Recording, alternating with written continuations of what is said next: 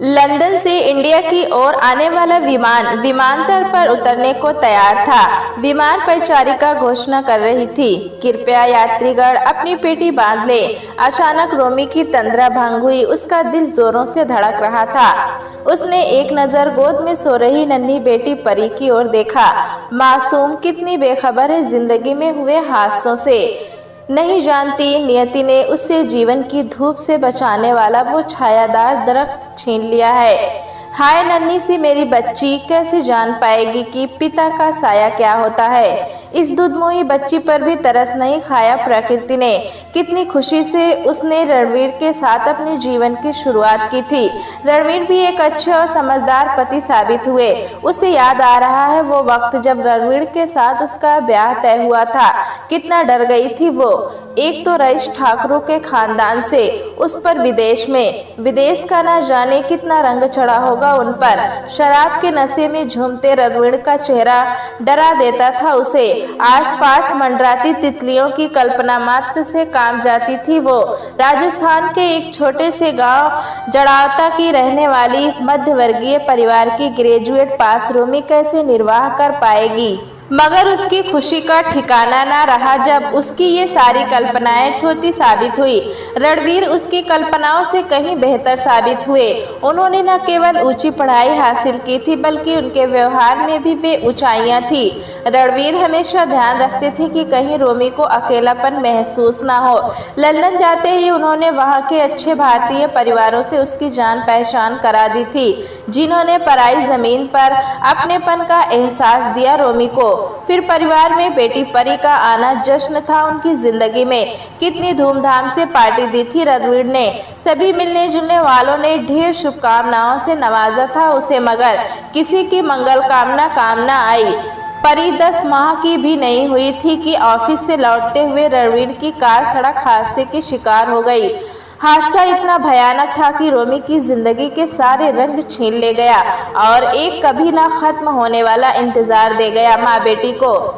बेटा 7 समंदर पार ही सही उसकी सलामती तसल्ली देती थी एक माँ के दिल को, मगर इस हादसे ने ठकुराइन को जिंदा लाश बना दिया था। उसकी सारी ताकत मानो बेटे के साथ चली गई। वो अपनी बोलने की शक्ति खो बैठी, बस बिस्तर पर पड़ी पड़ी आंखों से आंसू बहाती रहती। रणवीर के दोस्तों ने अंतिम संस्कार तो वहीं कर दिया, मगर ठाकुर साहब का कहना था कि बाकी कर्मकांड विधि विधान से हो ताकि बेटे की आत्मा को सुकून मिले। आज रोमी इसी क्रिया को संपन्न करने हेतु भारत आई है। विमान हवाई अड्डे के जैसे जैसे करीब आता जा रहा था, रोमी खुद को संभाल नहीं पा रही थी। कैसे जाएगी वो परिवार वालों के सामने। खुद को अपराधी महसूस कर रही थी वो। कभी 16 श्रृंगार कर इसी हवाई अड्डे से अपना नया संसार रचने चली थी और आज अपना सारा सुहाग उस धरती पर लुटाकर तमाम उदासियों को अपने दामन में समेटे लौट रही है। खैर विमान अड्डे पर रुका। परिवार वाले बेसब्री से रोमी का इंतजार कर रहे थे। रोमी एक हाथ में नन्ही बेटी को संभाले, दूसरे में रणवीर का अस्थि कलश थामे विमान से बाहर उतरी। जन्मदात्री के आंसू न रुकते थे। कैसे ढांढस बंधाए अपनी बेटी को, शब्द और हिम्मत दोनों ही हार रहे थे। पलकों पर बैठाए रखने वाले पापा का भी बुरा हाल था। कैसे उनकी मासूम बच्ची 7 समंदर पार अकेली इतने बड़े संकट को झेल पाई। धिक्कार है, पिता होकर भी वे दुख की इस घड़ी में बेटी के साथ नहीं थे। हवाई अड्डे से बाहर आते ही रोमी को माँ पापा दिखाई दिए। रणवीर के छोटे भाई कुंवर प्रताप ने दौड़कर उसके हाथ से अस्थि कलश ले लिया तो रोमी के भाई ने नन्ही परी को। रोमी दौड़कर माँ पापा के सीने से लिपट गई। आखिर इतने दिनों चट्टान बनी रोमी माता पिता के प्यार की आंच पाकर मोम की तरह पिघलती चली गई। आज अपनों को देख उसके दिल का सारा गुबार आंसू की धारा में बहने लगा। माँ, हाय मेरी बच्ची, कैसे इतनी दूर अकेली इतना बड़ा दुख सहती रही।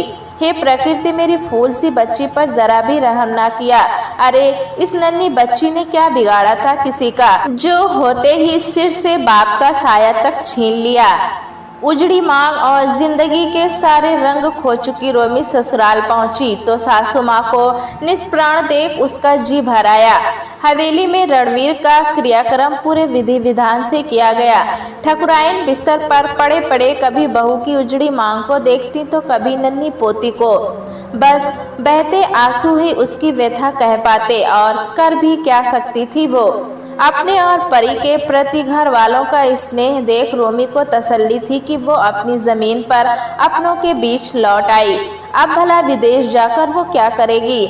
वहाँ रणवीर के संग बीते पलों के अलावा और क्या रखा है? वे यादों तो उसके जीवन का अटूट हिस्सा है। वो कहीं भी रहे उसके साथ रहनी ही है। यहाँ रहकर वो रणवीर के परिवार का हिस्सा बनी रहेगी। बेटी को भी स्नेह की छांव मिलेगी। ठाकुरों की ठकुराई भले ही चली गई हो मगर आज भी रणवीर का परिवार गांव का ठाकुर कहलाता है। बड़े घर के नाम से सभी सम्मान करते हैं उस परिवार का। कम से कम एक सुरक्षा का हाथ तो उसके सिर पर रहेगा। उसे और क्या चाहिए? सोचा वो लिख देगी अपने मित्रों को कि उसकी प्रॉपर्टी सेल कर दे। अब वो लंदन नहीं आएगी। अपनी ओर से रोमी पूरी कोशिश करती परिवार में घुलने मिलने की। कुंवर प्रताप के बेटे को भी परी बहुत भाती। दोनों बच्चे के अबोध प्यार को देख रोमी को सुकून था। ये रिश्ता यूं ही बना रहे, आखिर यही तो चाहती है वो। नीलू भी उसका बहुत मान करती। हर बात में जीजी ऐसा जीजी वैसा। 1.25 महीना होते ही रोमी के मायके से दहलीज छुड़ाने की रस्म पूरी कराने उसके पिताजी आ पहुँचे। रोमी 8 दिन मायके में रहकर फिर ससुराल लौट आई। विदेश में रहकर भी वो नहीं भूली थी कि अब ससुराल ही उसका घर है। उसकी निष्ठा अब उस घर के प्रति है। आखिर यही संसार तो पाए थे उसने कि ससुराल ही लड़की का अपना घर होता है। देहरी छुड़ाकर लौटी रोमी ने महसूस किया कि घर के माहौल में कुछ परिवर्तन हुआ है। जाने क्यों अब उसे आसपास की हवा उतनी साफ नजर नहीं आ रही थी। कहीं कुछ घुटा घुटा सा लगता था। हवाओं में उलझे जाल नजर आते। कभी लगता वो जाल उसे ही उलझाने के लिए तैयार किया गया है तो वहीं दीवारों में कहीं कुछ दरार सी लगता कहीं कुछ है जो उसके खिलाफ पक रहा है। ठाकुर साहब अब अक्सर उसके सामने आने से कतराते। उनकी बातों में अब वो अपनेपन का एहसास न होता और कुंवर प्रताप उससे तो उसकी बातें वैसे भी कम ही हो पाती थी। एक तो शादी के 15 दिन बाद ही लंदन के लिए रवाना हो गई थी। दूसरे रणवीर के मुंह से सुन चुकी थी कि कुंवर प्रताप पर ठाकुरों वाला पूरा असर है। खैर वक्त से वफादारी की उम्मीद तो वैसे भी नहीं थी। फिर भी मन को समझा रही थी कि वक्त के साथ सब ठीक हो जाएगा। एक शाम अचानक ठाकुर साहब बोले, बेटा नीलू, मुझे तेरे मायके में कुछ काम है, कल तक लौट आऊँगा। चाह रहा था तू भी चलती, अपने माँ बाबू से मिल लेती। नीलू आखिर भोली ठाकुरों की चाल भला क्या समझती। माँ बाप के स्नेह की डोर वैसे भी बड़ी रेशमी होती है। नीलू मायके का लोभ संवरण ना कर सकी। झट रोमी से बोली, जीजी साल भर हो गया है माँ पापा से मिले, आप कहें तो मैं हो आऊँ। हाँ हाँ क्यों नहीं, एक दिन की ही तो बात है, मैं मैनेज कर लूँगी। हमारे पुरुष प्रधान समाज ने यूं ही नारी को छली कह बदनाम कर रखा है। जबकि एक पहलू ये भी है, पुरुषों की कुटिलता की थाह के लिए पानी भी उतना ही दुर्लभ है। रात रसोई के काम से निपट कर रोमी सासू माँ के कमरे में परी के साथ लेटी थी कि कुंवर प्रताप के कराहने की आवाज़ सुनाई दी। ओह मर गया माँ, लगता है अब नहीं बचूंगा, मेरा सिर जोरों से दर्द कर रहा है, कुछ मिल जाता लगाने को। रोमी झट उठकर बाम की शीशी ले आई। लाइए मैं लगा दूं। और रोमी कुंवर प्रताप के सिर पर बाम लगा रही थी। वो कभी उसके हाथ को पकड़कर कहता, जरा जोर से, हाँ हाँ यहाँ और जोर से। अपनत्व में पली रोमी बेचारी कुंवर प्रताप के मन में बसे भावों को समझ नहीं पाई। वो तो जब कुंवर प्रताप का हाथ उसके हाथों को पार करता, उसके कंधे और फिर नीचे को आने लगा तो उसे कुछ संदेह हुआ। रोमी संभलती तब तक कुंवर प्रताप उसे अपनी गिरफ्त में ले चुका था। रोमी बहुत चीखी चिल्लाई, कितनी गुहार लगाई, माँ जी बचाइए, छोड़ दो प्रताप भैया, मैं तुम्हारे भाई की अमानत हूँ। रिश्तों की दुहाई दी मगर उसकी सारी कोशिश नाकामयाब रही। कुंवर प्रताप पर हवस का नशा चढ़ चुका था। रोमी की चीख पुकार रात के अंधेरों में कोठी की दीवारों से ही थपेड़े खाकर गुम होती जा रही थी। माँ जी सुन रही थी मगर बेबस थी। आखिर ठाकुर की अय्याशी के छींटे ने उसके दामन को दागदार कर ही दिया। रोमी ने बहुत बचने की कोशिश की मगर कहाँ वो हट्टा कट्टा ठाकुर, कहाँ वो नाजुक सी रोमी। मुकाबला करती तो कैसे, कब तक। रोमी जैसे तैसे खुद को समेटे सासू माँ के सीने पर जा गिरी। माँ जी देखिए ना क्या हुआ मेरे साथ। मैं ये सब सोचकर तो नहीं आई थी यहाँ। बताइए ना माँ जी, मैं कहाँ गलत थी। माँ बोलिए ना। ठाकुराइन आंखों से अपनी वेदना जताने के और कर भी क्या सकती थी। मन ही मन सोच रही थी कि आज तो वो बेबस है मगर तब जब वो बोल और चल फिर सकती थी उसकी आंखों के सामने ठाकुर ने जाने कितनी अबलाओं को अपने बिस्तर की सलवटों में रौंदा। क्या कर पाई थी वो? कुछ भी तो नहीं। हम ठाकुराइनों की हुकूमत तो बस अपने नौकरों चाकरों तक ही रहती है। पति के आगे तो हमारा अपना कुछ भी निजत्व नहीं। आज शायद उसी खामोशी की सजा पा रही है वो। चाहकर भी अपनी बहू की अस्मत ना बचा सकी। उसकी पीड़ा देखिए कि वो प्यार से उसके सिर पर हाथ भी ना रख सकी। रोमी कहे जा रही थी, माँ मैं तो जमाने की बुरी नज़रों से बचने के लिए आपकी शरण में आई थी। मुझे क्या पता था यहाँ उल्टे मुझे ये सब। क्या हो गया माँ? ठाकुराइन जो खुद ही एक जिंदा लाश की तरह पड़ी हुई थी, भला क्या मदद कर सकती थी उसकी। रोमी रात भर रोती रही। उसे रणवीर बहुत याद आ रहा था।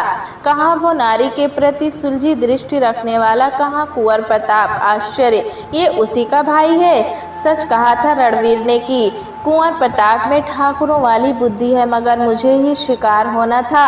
रोमी बेसब्री से सुबह होने का इंतजार कर रही थी कि ठाकुर साहब के आते ही उससे फरियाद करेगी। वे ही दुरुस्त करेंगे इसकी अकल। अपने स्वर्गीय बेटे की धरोहर के साथ ऐसा अनाचार वे जरूर सजा देंगे उसे।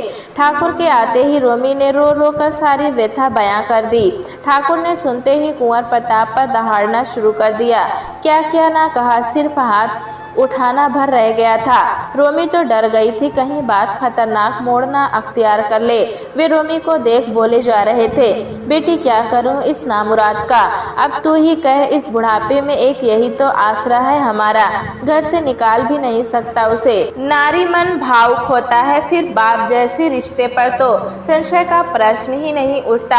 आखिर उससे पावन रिश्ता और कौन सा है। रोमी का निश्चल मन सोच भी नहीं पाया कि ये सब ठाकुर साहब के घड़ियाली आंसू हैं। उसे कहीं से कुछ अप्रत्याशित ना लगा, बल्कि वो तो डर गई कि कहीं ऐसा ना हो ठाकुर साहब गुस्से में कोई कठोर कदम उठा बैठे और लोग कहें कि ऐसी बहू आई कि एक बेटे को खा गई, चैन ना आया तो दूसरे बेटे को भी छीन लिया। वो बेचारी तो उल्टे खुद को नीलू का गुनहगार समझ रही थी। नीलू के मन में अपने लिए कोई मैल पैदा ना हो, सो उससे भी अपनी सफाई पेश की। तब नीलू ने आंखों में आंसू भर इतना ही कहा, मैं जानती हूँ जीजी आप निर्दोष हैं। रोमी अवाक नीलू को देखती रही। इस घटना को तकदीर का लेखामान भीतर ही भीतर घुल रही थी रोमी। एक ही छत के नीचे अपनी अस्मत के लुटेरे के साथ रहना कितना त्रासद था उसके लिए। वो निर्णय नहीं ले पा रही थी कि क्या करे, यहाँ रहना उचित होगा या नहीं। वो असमंजस्य में थी। मन तो किया था उसी पल ये घर छोड़ दूं, मगर रणवीर के माता पिता क्या सोचेंगे। बेटा तो गया, बहू भी उन्हें छोड़ गई। जो हुआ उसमें भला उनका क्या दोष। अनचाही दिशा में ही सही वक्त का दरिया अपनी गति से बह रहा था। सप्ताह भी न बीता था कि एक दिन रात में सासू माँ की तबीयत ज़्यादा खराब होने पर रोमी ने सोचा ठाकुर साहब को बुला लाऊं। जैसे ही वो उनके कमरे के करीब पहुंची, उसे कुछ खुसुर फुसुर की आवाज़ें सुनाई दी। उसने घड़ी देखी, रात के 2:15 बज रहे हैं। इस वक्त बाबूजी किससे बात कर रहे हैं? कौन हो सकता है उनके कमरे में? कौन है इतनी रात गए? बाबूजी किससे बातें कर रहे हैं? ये सब सोच रोमी दरवाजे से झांकने लगी। देखा अंदर कुंवर प्रताप और बाबूजी में बातें चल रही थी। एक पल को रोमी ने सोचा लौट जाए। वैसे भी कुंवर प्रताप को देखते ही उसका खून खौल जाता है, मगर जैसे ही वो जाने को हुई उसके कानों में आवाज़ टकराई। क्या करता, साली मानती ही नहीं थी, बड़ी सावित्री बन रही थी। तुम्हारे भाई की ब्याहता हूँ, छोड़ दो मुझे। एक पल को रोमी पत्थर हो गई, मानो कोई भारी चीज उसके सिर पर दे मारी गई है। ये तो उसके बारे में चर्चा हो रही है। शायद बाबूजी कुंवर प्रताप को डांट रहे हैं। यह सोच उसका मन जानने को इच्छुक हुआ। अरे नालायक, तुझसे किसने कहा था पहली ही बार में मांस नोचने को? अरे जानता नहीं, वो परदेश रह आई है, नजाकत वाली बनती है। उसके मिजाज को समझकर वैसा फासला फेंकना था। पहले उसे अपनी गिरफ्त में लेता, प्यार से बहलाता फुसलाता। तूने तो पहली बार में जवानी का जोर दिखा दिया, सारा किया धरा गुड़ गोबर कर दिया। अब कोई और उपाय खोजना होगा। अब क्या करे? अरे तू ठाकुरों की औलाद है, एक औरत भी काबू ना हो पाई तुझसे? प्यार से नहीं तो धिक्कार के। समझ रहा है ना मेरी बात? अरे एक विधवा को काबू करने में इतना सोच रहा है, ज्यादा सोच मत। मोम को पिघलने में ज्यादा देर नहीं लगती। और फिर विदेश में रही है, ज्यादा ऊंच नीच का विचार वो भी ना करेगी। सोच ले, अगर निकल गई न चिड़िया हाथ से तो फिर बस आधी जायदाद गई समझ ले। अच्छा है नाक फन फैलाए, इससे पहले उसे कुचल देना चाहिए। पड़ी रहेगी घर में रखेल बनकर, उसकी भी जरूरत है। जवान है, कहीं और मुँह मारे, इससे तो ये घर क्या बुरा है। घर का माल घर में रहेगा। तुमको लगता है बाबूजी वो मानेगी? अरे मानेगी कैसे नहीं। तू क्या उसे नीलू समझे हुए है कि दो हाथ जमाए कि काबू में कर लिया? अरे 4 अक्षर पढ़ी है, देर से बात समझ आएगी। जरा प्यार से मना मान जाएगी। जानती है विधवा का कोई ठौर नहीं। ये पाँव की जूती रणवीर ने सिर चढ़ा ली है, सो थोड़ी परेशानी तो होगी। और जो फिर भी ना हाथ आई, चुप्पी तोड़ी तो क्या? घर के पिछवाड़े 2 गज जमीन की कमी नहीं, दोनों माँ बेटी के लिए। एक तो बेटी पैदा की, रणवीर का कोई नाम लेवा भी नहीं जना। सोचेंगे 2 गज जमीन उसी के नाम की। ऐसे कितनों को सुकून दिया है हमने, क्या तू नहीं जानता? चुप्पी तोड़ेगी तो सजा तो भुगतनी ही होगी। फिर लोग पूछेंगे कहाँ गई बहू? तो क्या कह देंगे कि विदेश में कोई आशिक होगा जिसके संग भाग गई, कुल को कलंक लगा गई।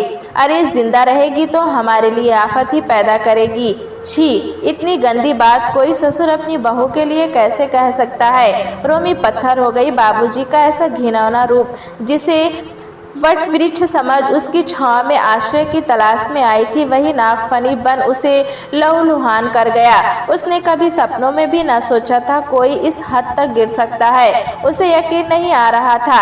अगर हम 7 जन्मों पर विश्वास रखते हैं तो क्या रणवीर की आत्मा ऊपर तड़प ना रही होगी? ऊंची हवेली में रहने वाले ठाकुरों का घिनौना सच आज रोमी के सामने था। रोमी किसी से कहती भी तो शायद कोई यकीन न करता। खुद उसे ही यकीन करने में कितना वक्त लगा कि बाप समान ससुर एक जरा सी दौलत की खातिर अपने ही स्वर्गीय बेटे की स्मृतियों के साथ भीड़ षड्यंत्र खेल रहा है। और वो भाई समान देवर।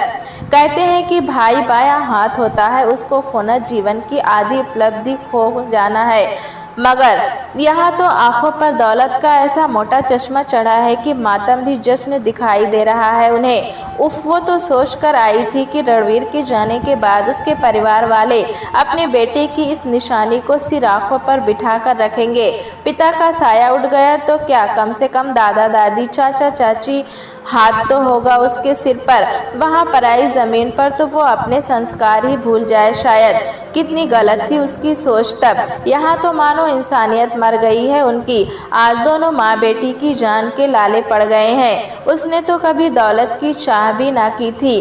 वो तो बस आश्रय तलाशने आई थी, मगर नहीं जानती थी कि जिस वृक्ष की अपनी जड़ें खोखली हो वो भला दूसरों को क्या पनाह देगा। उसने सोच लिया अब वो यहाँ नहीं रहेगी। सुबह उसने अपना सामान समेटा और परी को गोद में लेकर अचानक घोषणा कर दी कि वो मायके जा रही है। वहीं से लंदन के लिए रवाना हो जाएगी। ठाकुर और कुंवर प्रताप सकते में थे। ये स्क्रिप्ट तो उनके खेल में कहीं से कहीं तक ना थी। अचानक कैसे हो गया ये सब? दोनों बाप बेटे एक दूसरे का चेहरा देख रहे थे। चिड़िया जाल से भाग जाना चाहती थी। ठाकुर की नजरें कुंवर प्रताप को घूर रही थी, कहीं इसने ही फिर कोई ऊंच नीच तो नहीं कर दी। वहीं कुंवर प्रताप सोच रहा था उसने तो अभी कुछ किया ही नहीं। फिर अचानक रोमी एक हाथ में परी को थामे दूसरे में कटैची लिए बाहर को निकल पड़ी। ठाकुर पुराना खिलाड़ी था, समझ गया ये चिड़िया अब हाथ न आने को, सो उसने आखिरी चाल चली। बहू, जब तुमने सोच ही लिया है जाने को तो ठीक है, चलो तुम्हें मायके तक छोड़ दे। रोमी के कानों में राज ठाकुर के कहे शब्द गूंज रहे थे कि हवेली के पीछे 2 गज जमीन की कमी नहीं। वो एकदम चीख कर बोली, नहीं, कोई ज़रूरत नहीं, मैं बस से चली जाऊंगी, आप तकलीफ ना करें। और उसने एक हाथ से सूटकेस और दूसरे हाथ में परी को थाम तेजी से बाहर आ गई। ठाकुर की आंखें अंगार बरसा रही थी। एक मामूली सी औरत उनकी शह को मात दे गई। क्या करें, कैसे बात को संभाला जाए? कोई सूरत नजर न आने पर ठाकुर बोला, अरे कुंवर प्रताप, बहू अकेली जा रही है, जानता नहीं आजकल रास्ते में कितने हादसे होते रहते हैं। चल, कम से कम उसे बस में तो बैठा आए। दोनों घर से बाहर आए, तब तक रोमी ऑटो में बैठ चुकी थी। दोनों ने तेजी से उसका पीछा किया। रोमी ने देखा कार उसका पीछा कर रही है। वो समझ गया कि दोनों बाप बेटी किसी भी हद तक जा सकते हैं। रोमी जल्द से जल्द बस स्टैंड पहुंच जाना चाहती थी। जैसे जैसे उनकी कार रोमी के ऑटो के करीब आती जा रही थी, उसका दिल जोरों से धड़क रहा था। वो परी को गोद में पीछे प्रकृति को याद कर रही थी। भैया जरा तेज चलाओ ना, वो कार हमें ओवरटेक ना कर पाए। भैया प्लीज़ जल्दी चलिए ना। कोशिश करता हूँ मैडम। आज ठाकुर साहब और कुंवर प्रताप सिंह रोमी को साक्षात यमदूत नजर आ रहे थे। यूं मृत्यु के देवता को करीब देख उसकी घबराहट बढ़ती जा रही थी। ड्राइवर ने ऑटो की रफ्तार तेजी की थी कि सामने एक बड़ा सा ट्रक आ गया। चीचर की आवाज़ के साथ एक जोरदार ब्रेक लगाते हुए ड्राइवर ने ऑटो को टर्न किया। ऑटो ट्रक के दूसरी ओर जा पड़ा और तेज रफ्तार से ऑटो का पीछा करती ठाकुर की कार ट्रक में जा घुसी। प्रकृति का न्याय सामने था। उसे शायद आज दया आ गई बेबस माँ बेटी पर। उनकी जान लेने चले दोनों नरभक्षी खुद अपनी कर्म की गति पा गए थे। रोमी ने चैन की सांस ली, मगर परिवार के लिए दूसरा बड़ा हादसा था। 2 माह के भीतर घर के तीनों मर्द चले गए।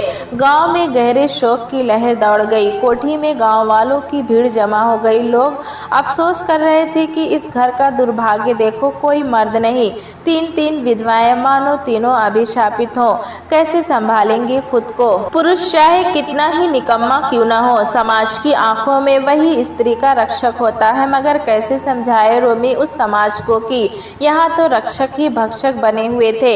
हम अपने ही घर में खुद को महफूज नहीं पा रही थी। सभी इस हादसे के लिए प्रकृति को दोषी ठहरा रहे थे। रोमी जो इस हादसे की चश्मदीद गवाह थी, जानती थी कि यह हादसा नहीं, ना ही प्रकृति इसके लिए दोषी है। ये तो इन पापियों के कर्मों का फल है जो प्रकृति ने उन्हें दिया है। रोमी ही क्यों, घर की अन्य महिलाएं भी हादसे के पीछे छिपे कारण से भली भांति परिचित थी। आखिर वे भी बरसों से इस नर्क को झेल रही थी, मगर घर की बिखरती लाश के डर से होठों को सी लिया था। खामोश थी क्योंकि जानती थी कि ठाकुर या फिर कुंवर प्रताप उन्हें छोड़ेंगे नहीं। पुरुष प्रधान समाज ने नारी को अबला ही नहीं बल्कि अपनी साधिकार कामना पूर्ति का साधना माना है। दोनों का अंतिम संस्कार हो चुका था। आज कोठी में एक भयानक सा सन्नाटा था, जैसे एक तूफान आया और अपने साथ सबका चैन व सुकून लूट कर ले गया। रात कमरे में बैठी रोमी अपने लंदन के मित्रों को पत्र लिख रही थी कि वो अपनी प्रॉपर्टी सेल करना चाहती है। अब उसे यहीं रहना है इंडिया में। इस हादसे ने उसे न चाहते हुए भी विवश कर दिया है यहाँ रहने के लिए। माँ के हालात तो पहले से ही अच्छे नहीं हैं। इस हादसे के बाद क्या भरोसा कितने दिन निकाल पाए। बची नीलू जो आज तक अपने ही पति का विरोध न कर पाई, वो दुनिया की हवस भरी निगाहों का कैसे सामना कर पाएगी। रणवीर नहीं है तो उनकी जगह अब उसे ही ये जिम्मेदारी निभानी है। नीलू और उसके बेटे की जिम्मेदारी आखिर उसकी ही तो है। वो नहीं चाहती कि जिस दर्द से वो गुजरी है उससे नीलू भी गुजरे। आखिर दर्द का ही सही रिश्ता तो है उसका इस घर से। दोस्तों, कहानी कैसी लगी हमें कमेंट में ज़रूर बताएं। चैनल पे नए हैं तो एक लाइक और सब्सक्राइब करना ना भूलें।